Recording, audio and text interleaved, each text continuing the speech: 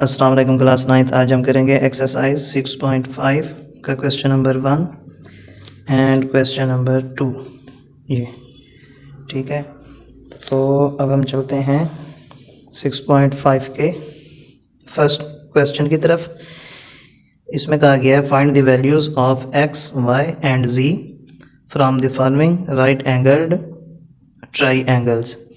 तो right angled वो ट्राईएंगल्स होती हैं जिनमें एक एंगल 90 डिग्री का हो। उर्दू में इसको कायमतुज़्ज़ाविया मुसल्लस कहते हैं। कायमतुज़्ज़ाविया यानी जिसमें 90 का एक एंगल हो। तो इसमें हमने एंगल नहीं फाइंड करने, ये अंदर वाले जो एंगल हैं इनको फाइंड नहीं करना, बल्कि बाहर जो साइड हैं इनकी लेंथ यानी इनकी लंबाइयाँ मालूम करनी है। तो A और B की लेंथ यहाँ पर बता दी गई है, Y है, B और C की X है, A और C की Z है। पहले यहाँ पर आप एक बात ये समझ लें कि ये जो 30 डिग्री का एंगल दिया गया है इसके सामने परपेंडिकुलर और ये बेस, अगर यहाँ पर थीटा होता तो फिर ये परपेंडिकुलर और ये बेस होती, ठीक है। लेकिन अगर हम एक ट्राईएंगल के लिहाज से देखें, जो सबसे छोटी लंबाई होती है वो बेस की होती है, उसके बाद बड़ी लंबाई परपेंडिकुलर की होती है, उसके बाद सबसे बड़ी लंबाई एक हाइपोटेन्यूस की होती है। तो इस लिहाज से 30 के लिहाज से उसके सामने वाला एंगल, ये साइड जो है वो कहलाएगी परपेंडिकुलर यानी कि अमूद। तो इसमें अब देखें कि हमने एक्स एंड जी इनको फाइंड करना है। तो यहाँ पर हमें एंगल दिया गया है, ठीक है। अगर यहाँ पर एंगल ना दिया गया होता तो फिर हम इसमें बाय पाइथागोरस लॉ के हिसाब से इसको सॉल्व करते, लेकिन उस वक्त हमें दो यहाँ पर लेंथ दी जाती, तीसरी फाइंड करते। तो खैर चलते हैं हम अपने सवाल के हल की तरफ के tan थीटा यानी ये वाला एंगल हम ले रहे हैं tan के हिसाब से कि परपेंडिकुलर ओवर बेस, परपेंडिकुलर हमने फाइंड करना है। उसके लिहाज से ये एंगल हमारे पास फाइंड होना चाहिए, यानी इसकी और इसकी हमारे पास पैमाइश होगी या इनकी वैल्यूज़ होंगी, तो फिर हम तीसरे की वैल्यू को फाइंड कर सकते हैं। tan इसलिए लिया कि परपेंडिकुलर हमने फाइंड करना है। ये देखिए tan में हमने परपेंडिकुलर को फाइंड करना है, जबकि इसकी वैल्यू भी हमारे पास यहाँ पर दी गई है और इसकी वैल्यू भी दी गई है। तो tan theta is equal to perpendicular over base. tan theta, theta वो होता है कि जो कोई भी वैल्यू को ले सकता है, ठीक है। मोस्टली ये होता है कि जब थीटा यहाँ पर आता है तो वो 60 डिग्री काउंट होता है, उसके सामने क्या होता है परपेंडिकुलर और ये होती है फिर बेस। लेकिन उस वक्त ये जो ट्राईएंगल है बेस यहाँ होगी और यहाँ पर परपेंडिकुलर, यहाँ पर थीटा की वैल्यू, ठीक हो गया। अब tan theta is equal to perpendicular over base, यहाँ पर जो भी एंगल आ रहा होगा उसको हम लिख देंगे। अब इसके हिसाब से हमने इसको मान लिया परपेंडिकुलर और इसको मान लिया बेस, क्योंकि फाई में ये परपेंडिकुलर जो बेस होती है वो बन जाती है परपेंडिकुलर और ये बेस। अब ये इसके सामने अगर आपने याद रखना है तो यूँ याद रखें, फाई या 30 डिग्री के सामने वाला परपेंडिकुलर और ये वाला बेस। बेस और परपेंडिकुलर जहाँ मिलते हैं वहाँ पर 90 का एंगल बनता है। तो देखें tan 30 हमने लिखा, अब इनकी वैल्यूज़ को पुट कर रहे हैं। ये tan थीटा, थीटा कोई भी वैल्यू ले सकता है, इसकी अपनी कोई वैल्यू नहीं होती, तो यहाँ पर हमने लगा दिया 30 और ये जो परपेंडिकुलर है यहाँ पर है x, तो यहाँ पर हमने पुट कर दिया x और ये y यहाँ पर हमने पुट कर दिया। अब देखें पहले हम tan 30 की वैल्यू को टेबल में से देख लेते हैं कि tan 30 किसके इक्वल होता है। तो यहाँ हम देखते हैं tan ये है 30, ये इक्वल है 1/√3 के। तो यहाँ हम पुट कर लेंगे tan 30 की वैल्यू 1/√3। x हमने फाइंड करना है, ये वैसे y की यहाँ पर हमें वैल्यू बता दी गई है, ये हम यहाँ पर पुट कर देंगे। अब बीच में इन दोनों रकमों के बीच में फ्रैक्शन में इज इक्वल टू आ रहा, तो अब होगा क्रॉस मल्टीप्लाई, x√3 से मल्टीप्लाई होगा 4 1 से। तो x ने मल्टीप्लाई लिया √3 से और 4 ने 1 से। अब ये √3 यहाँ पर मल्टीप्लाई हो रहा है, इस तरफ आकर डिवाइड हो जाएगा, इज इक्वल टू के दूसरी तरफ 4 1 से मल्टीप्लाई होगा, 4 1 4, ये मज़ीद नहीं कट सकते, ठीक है।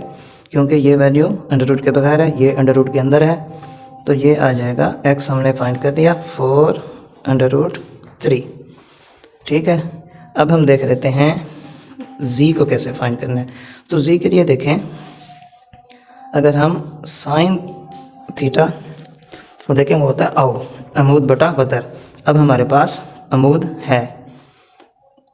है और थीटा की वैल्यू भी है, वतर हम फाइंड कर सकते हैं, यानी हाइपोटेन्यूस हम फाइंड कर सकते हैं, काउ की मदद से भी कर सकते हैं, कायदा बटा वतर, क्योंकि हमारे पास ये बेस भी दी गई है। तो मैंने इसके साथ फाइंड किया है। तो देखें यहाँ पर कि sine theta is equal to perpendicular over base, यानी अमूद बटा वतर। थीटा की जगह आ जाएगा 30 डिग्री, क्योंकि यहाँ पर 30 डिग्री दिया गया है। ठीक है, ये है 30 डिग्री परपेंडिकुलर x, और ये जो उसकी वैल्यू को जाहिर कर रहा है x, और z हमने फाइंड करना है। तो साइन 30 टेबल में से देखें तो ये इज इक्वल टू है 1/2 के। अब ये क्रॉस मल्टीप्लाई हो जाएंगे। ये देखें, अब x की वैल्यू लिखी 4/√3, और ये वाला जो बटा है ये वाला बटा ये आ गया, और ये आ गया z। अब ये z मल्टीप्लाई हो जाएगा 1 से, और 2 मल्टीप्लाई हो जाएगा 4√3 से। ये देखें, 2 मल्टीप्लाई हो जाएगा 4√3 जो कि x की वैल्यू हमने फाइंड की थी, और z मल्टीप्लाई हो जाएगा 1 से। अब यहाँ z 1 से मल्टीप्लाई हो जाएगा, ये जब 1 से मल्टीप्लाई होगा तो z आएगा। 2 4 8, 2 को हम √3 से नहीं कट कर सकते।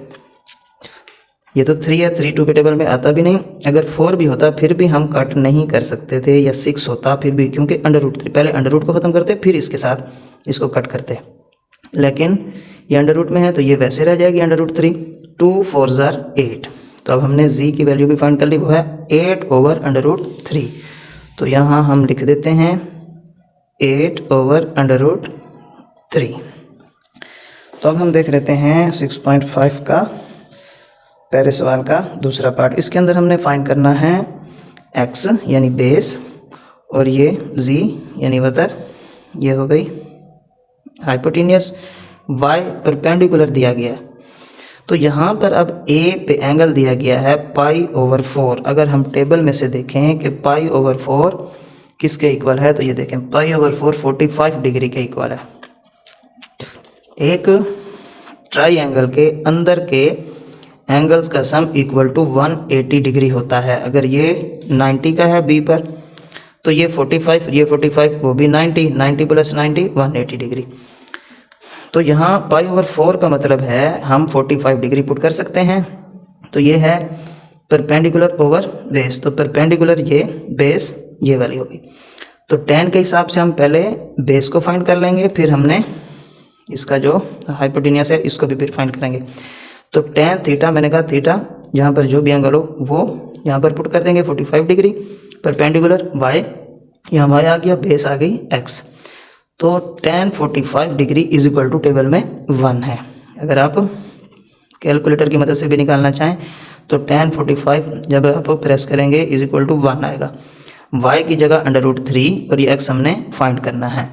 अब एक रकम फ्रैक्शन में है, दूसरी नहीं है, तो इसके नीचे 1 है, इज इक्वल टू आ गया तो अब क्रॉस मल्टीप्लाई होगा, x मल्टीप्लाई हो जाएगा 1 से, √3 मल्टीप्लाई होगा, इसके नीचे 1 है, तो √3 को 1 से मल्टीप्लाई करेंगे तो √3 आएगा। x 1 x √3 आ गया हमारे पास x। x क्या थी यहाँ पर, बेस, तो बेस आ गई हमारे पास √3 सेंटीमीटर। उसके बाद हमने अब मालूम करना है हाइपोटेन्यूस। अब हम साइन लगा के कर सकते हैं कि हमारे पास साइन में अमूद बटा वतर, यानी कि ये वाला एंगल भी है और परपेंडिकुलर भी है, तो हम हाइपोटेन्यूस को फाइंड कर सकते हैं। तो साइन इज इक्वल टू हो गया perpendicular over hypotenuse sine theta. Theta की जगह हम 45 डिग्री पुट करेंगे, क्योंकि हमारे इस ट्रायंगल में π/4 है। तो π/4 का मतलब 45, ये 45 डिग्री। तो साइन 45 को अगर हम देखें, साइन 45 इज इक्वल टू 1/√2। तो यहाँ हम साइन 45 की कीमत को पुट कर देंगे। यहाँ पर y जो कि परपेंडिकुलर है वो है √3 और z है हमने फाइंड करना है। तो y की जगह पे √3 आ जाएगा, z फाइंड करना है, क्रॉस मल्टीप्लाई करेंगे, z 1 से मल्टीप्लाई होगा और √2 √3 से मल्टीप्लाई होगा, z 1 z, और ये √2 √3 है अलग-अलग स्क्वायर रूट में, इनको हम एक ही स्क्वायर रूट में लिख सकते हैं। 2 को 3 से मल्टीप्लाई करेंगे तो √6। यही हमारा आंसर है, क्योंकि 6 एक परफेक्ट स्क्वायर नहीं है, तो यही हमारा आंसर है। अब हम देख लेते हैं 6.5 के क्वेश्चन नंबर 1 का थर्ड पार्ट। इसमें देखें, इसके लिहाज से मैंने आपको जो फर्स्ट क्वेश्चन था वो इसके लिहाज से मैं बताना चाह रहा था। जब यहाँ 60 हो तो यहाँ पर परपेंडिकुलर और यहाँ पर बेस। अब फाई यहाँ है तो फाई के सामने परपेंडिकुलर और ये बेस, ठीक है, फाई के सामने ये परपेंडिकुलर बन जाता है और ये बेस। खैर, अब हम इस सवाल को हल करते हैं। इसमें हमारे पास z फाइंड है 2 सेंटीमीटर, y की वैल्यू फाइंड करनी है और x की वैल्यू को भी हमने फाइंड करना है। इनकी बाहर की साइड की यानी कि जो लेंथ है उनको हम फाइंड कर रहे हैं। तो इसके लिहाज से अगर हम देखें तो हमारे पास यहाँ पर अंदर एंगल दिया गया है और हमने मालूम करना है परपेंडिकुलर। परपेंडिकुलर फाइंड करने के लिए हमारे पास वतर भी है यानी हाइपोटेन्यूस भी है और एंगल भी है। तो साइन थीटा लगाएंगे परपेंडिकुलर ओवर हाइपोटेन्यूस, यानी 2 के वैल्यूज़ हमें मालूम है तो हम तीसरी की वैल्यू को मालूम कर सकते हैं। तो साइन थीटा की जगह हम 60 डिग्री लगाएंगे, y वैसे और z भी वैसे। अब y हमने चूंकि मालूम करना है परपेंडिकुलर, साइन 60 अगर टेबल में देखें तो वह है √3/2 के इक्वल। तो अब हम ये देख लेते हैं कि y को फाइंड करना है, तो y को हम पहले लिख लेते हैं। y को 2 से मल्टीप्लाई करेंगे तो यहाँ लिख देंगे y × 2, क्योंकि बीच में इज इक्वल टू है तो क्रॉस मल्टीप्लाई होगा, y × 2 और 2 × √3। जब 2 यहाँ से इज इक्वल टू के दूसरी तरफ जाएगा तो डिवाइड हो जाएगा, यहाँ मल्टीप्लाई रहा इधर आके डिवाइड हो जाएगा, 2 इस 2 से कट जाएगा, 1 आएगा, √3 1 से मल्टीप्लाई होगा तो √3। तो y हमारे पास आ गया √3। तो ये सेंटीमीटर में है। अब हमने फाइंड करना है बेस को। तो देखें, थीटा यानी एंगल हमें दिया गया है, परपेंडिकुलर हमने अभी फाइंड किया है √3, बेस हम फाइंड कर सकते हैं tan लगा के। tan इज इक्वल टू होता है अक यानी अमूद बटा कायदा, परपेंडिकुलर ओवर बेस। थीटा ने अपना एंगल ले लिया, उसकी वैल्यू पुट होगी 60 degree is equal to perpendicular y base x, सबकी कीमतें पुट हो गई। अब tan 60 degree is equal to है √3 टेबल में, y √3 इसकी वैल्यू पुट हो गई, x फाइंड करना है। अब क्रॉस मल्टीप्लाई हो जाएगा, x मल्टीप्लाई हो जाएगा √3 से और ये √3 यहाँ पर 1 है, इसके साथ मल्टीप्लाई हो जाएगा। अब ये √3 इस तरफ आकर डिवाइड हो जाएगा, बराबर के इधर मल्टीप्लाई हो रहा है, √3 1 से मल्टीप्लाई होगा तो वही आ जाएगा √3। अब ये सेम है, √3 का टेबल हम 1 तक पढ़ेंगे तो √3 ही आएगा, तो x is equal to 1 centimetre. तो हमारे पास बेस आ गई 1 सेंटीमीटर, ठीक हो गया। अब हम देख लेते हैं इसका क्वेश्चन नंबर 4 यानी कि 4 पार्ट 6.5 का। पहले क्वेश्चन का 4 पार्ट है, इसके अंदर हमने परपेंडिकुलर और हाइपोटेन्यूस को फाइंड करना है, एंगल जबकि हमें दे दिया गया है। अब देखें, x हमने फाइंड करना है, z फाइंड करना है, y हमें बेस दे दी गई है, तो tan थीटा लगाएंगे। tan theta is equal to perpendicular over base, क्योंकि हमारे पास tan की वैल्यू यहाँ पर मौजूद है, परपेंडिकुलर हमने फाइंड करना है, बेस भी है। तो ये दोनों चीज़ें हमें मालूम है तो हम परपेंडिकुलर को फाइंड कर सकते हैं। ये एक दफ़ा देख लें डायग्राम। अब देखें कि tan is equal to perpendicular over base है, तो यहाँ पर थीटा की वैल्यू 45 डिग्री और जो परपेंडिकुलर x और ये y बेस में है, यहाँ पर इसकी वैल्यू दी गई है y। अब हम इनकी वैल्यूज़ को पुट कर लेंगे। tan 45 degree is equal to 1 होता है, x फाइंड करना है, y इज इक्वल टू 4 है। अब क्रॉस मल्टीप्लाई हो जाएगा, x इसके नीचे 1 है, x 1 से मल्टीप्लाई होगा तो यहाँ पर लिख देंगे x मल्टीप्लाई बाय 1 और 1 मल्टीप्लाई बाय 4, तो 4 1 ज़ार 4, x 1 ज़ार x, तो x इज इक्वल टू आया 4 सेंटीमीटर। अब देखें कि 45 डिग्री आ रहा है, यानी ये 90, ये 45, ये भी 45, तो ये दोनों 90 और ये 90 180। अब देखें यहाँ पर 45 डिग्री है तो इसका मतलब परपेंडिकुलर और बेस सेम आएंगे, ये भी 4 सेंटीमीटर, ये भी 4 सेंटीमीटर, ठीक है। अब हमने फाइंड कर लेना है वतर यानी हाइपोटेन्यूस। तो इसको हम फाइंड करते हैं कॉस के लिहाज से। पहले भी मैंने आपको बताया था एक सवाल में कि अगर हमारे पास बेस हो और ये एंगल हो तो हम हाइपोटेन्यूस को फाइंड कर सकते हैं।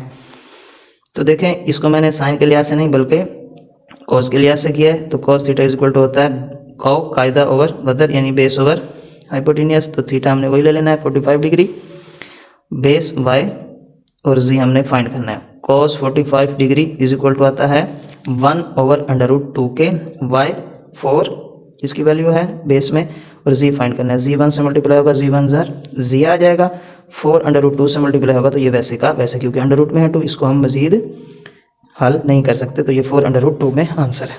अब हम देख लेते हैं 6.5 का क्वेश्चन नंबर 2।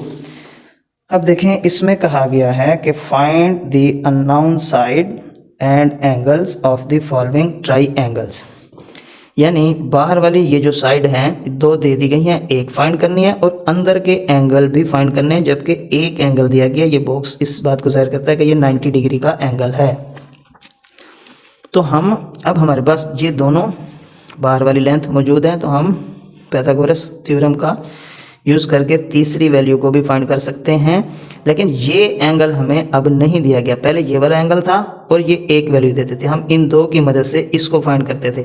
अब ये दोनों हैं तो इसकी मदद से हम इसको फाइंड करेंगे, ये भी फाइंड करना है, ये भी फाइंड करना है, ये भी फाइंड करना है। अंदर एंगल होते हैं, बाहर इनके साइडों की लेंथ होती है, यानी कि पैमाइश है ये बाहर।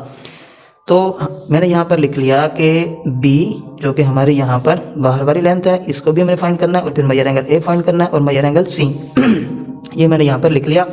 तो अब बाय पाइथागोरस थ्योरम ये होता है hypotenuse is equal to base का स्क्वायर प्लस परपेंडिकुलर का स्क्वायर। तो हाइपोटेनियस चूँकि हमने फाइंड करना है, इसकी जगह B वहाँ पर लिखा हुआ है सवाल में, तो मैंने B लगा दिया।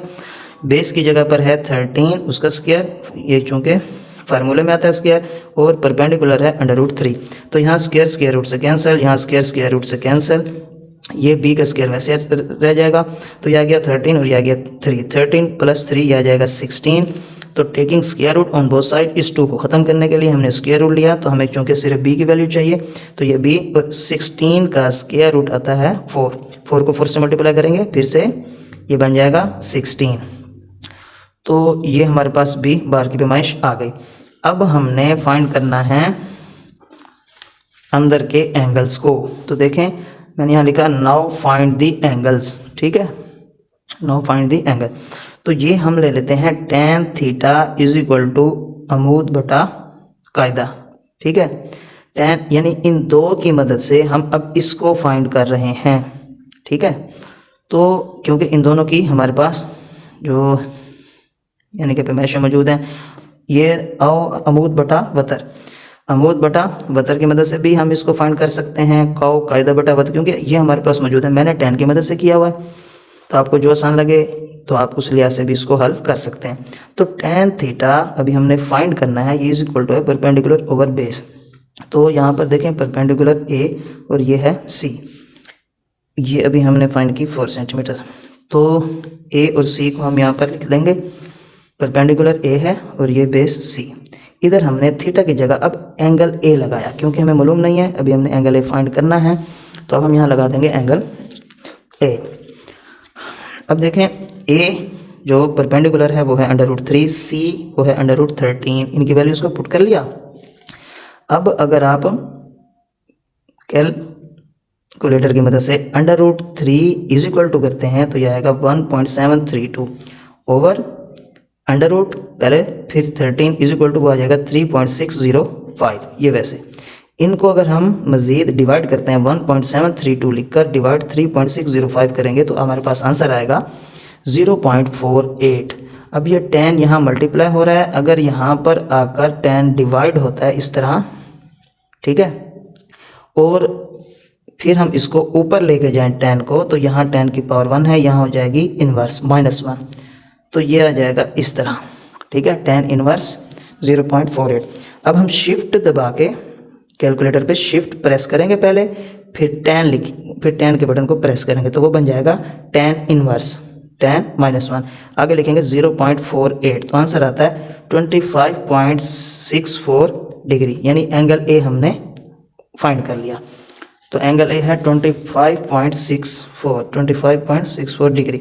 अब देखें कि किसी भी ट्राइएंगल में all angle sum equal to 180, तो हमारे पास 90 है और ये A है 25.64। अब हमने इन दो की मदद से इस C एंगल को फाइंड करना है। तो देखें, यहाँ मैंने लिखा in a triangle all angle sum equal to 180 degree. तो measure angle a plus measure angle b plus measure angle c is equal to 180 degree.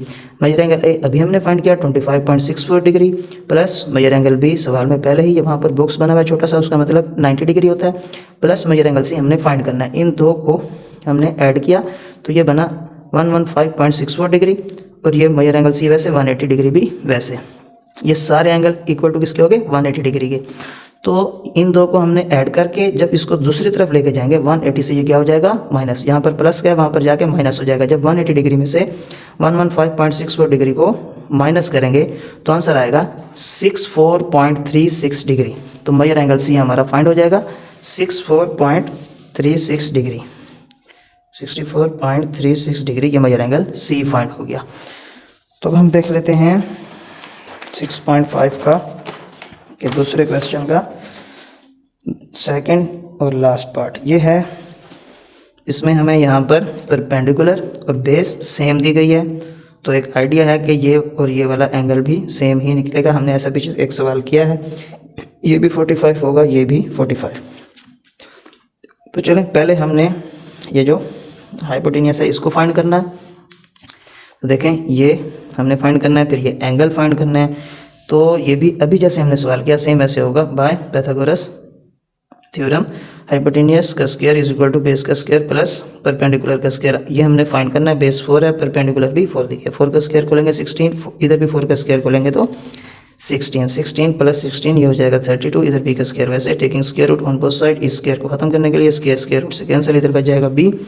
और ये जो है हमारे पास 32, तो इसको अगर हम सॉल्व करते हैं 2 2 4, 4 2 8, 8 2 16, 16 2 32, तो ये कुछ इस तरह से इसके फैक्टर आएंगे।